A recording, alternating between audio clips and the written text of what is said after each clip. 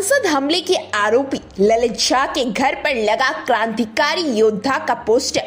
ललित को मुंबई के संगठन का मिला साथ, परिजन से मुलाकात कर हर संभव मदद का दिया भरोसा।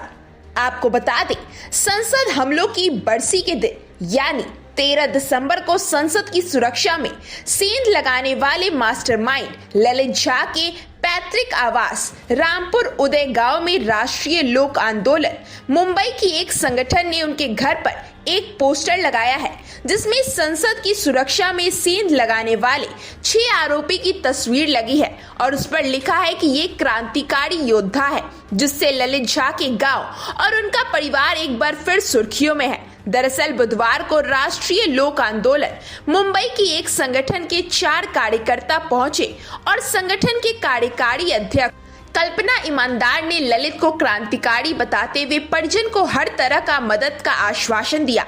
वहीं कल्पना ने अपना बयान जारी करते हुए कहा कि ललित झा को क्रांतिकारी मैं इसलिए कहती हूं कि आज उसने हिम्मत दिखाई है। उसे पता है कि वह शहीद होने वाला है, क्योंकि उसने हमें बोला था कि जब तक मैं शहीद नहीं होऊंगा तब तक देश जागृत नहीं होगा।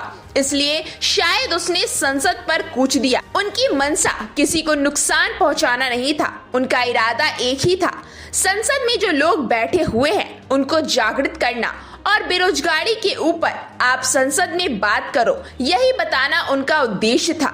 लेकिन सरकार इन सारी युवाओं को आतंकवादी ठहराने के पीछे पड़ी है। लेकिन उन्होंने इस प्रकार सरकार के समक्ष रखने के तरीके से असहमति जताई है। वहीं ललित झा के भाई सोनू ने बताया कि राष्ट्रीय लोक आंदोलन मुंबई की एक संगठन के 4 सदस्य टीम आई थी। हम लोगों से बातचीत कर उन्होंने न्याय दिलाने की बात कही और यहाँ पोस्टर लगाकर चले गए। वहीं उन्होंने कहा कि इस पर हमारा कोई प्रतिक्रिया नहीं है, ना ही गांव वाले कुछ बोल रहे हैं। वहीं उन्होंने कहा कि दिल्ली पुलिस और एटीएस की टीम भी आई थी, मेरे भाई से और मम्मी पापा से पूछताछ की है। पूछताछ के संदर्भ में उन्होंने बताया कि ललित के बारे में अलग अलग बिंदुओं पर उन्होंने पूछताछ की और फिर वह चली गई। बताते चले कि ललित के पिता देवानंद झा पिछले 40 वर्षों से कोलकाता के भाड़े के मकान में रहते हैं, जिसका भाड़ा वे 6200 रुपए देते हैं। 5 वर्ष पहले ललित अपने परिवार से अलग मकान में रहता था, लेकिन संसद भवन की सुरक्षा में सेंध लगाने से पहले वह अपने माता पिता सहित अपने छोटे भाई सोनू के साथ रहने लगा। देवानंद झा का बड़ा पुत्र अपनी पत्नी और 2 बच्चों के साथ अलग भाड़े के मकान में रहता है, जिसे फिलहाल कपड़ा दुकान के मालिक ने नौकरी से हटा दिया है। कोलकाता के भाड़े के मकान में उनकी लगभग 1.5 लाख की संपत्ति है तथा इंडियन बैंक में उनकी और उनकी पत्नी की अलग अलग मात्र एक खाता संचालित है।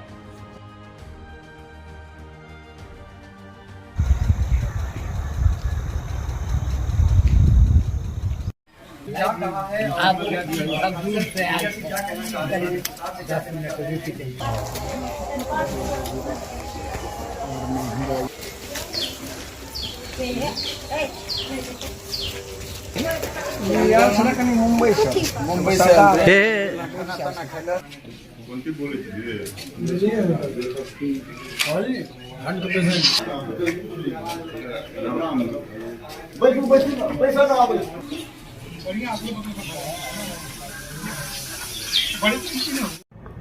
ललित झा को वापस मैं कहती हूँ, मैं क्रांतिकारी इसीलिए कहती हूँ कि आज उसने हिम्मत दिखाई है।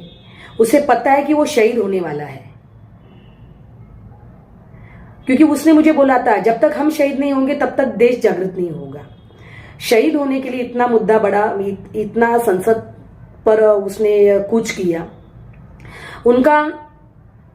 उनकी मंशा किसी को नुकसान पहुंचाना नहीं था, उनका इरादा एक ही था, संसद में जो लोग बैठे हुए हैं उनको जागृत करना और बेरोजगारी के ऊपर आप संसद में बात करो, ये बताना था। लेकिन सरकार इन सारे युवाओं, ये जो पोस्टर लगाया गया है एनजीओ की तरफ से, उसमें ललित झा को वीर सपूत बताया गया है। इस पे क्या कहना चाहेंगे? हम कुछ नहीं कहना चाहेंगे। कुछ भी ऐसा बताया गया है तो उसमें आप लोगों की क्या राय है?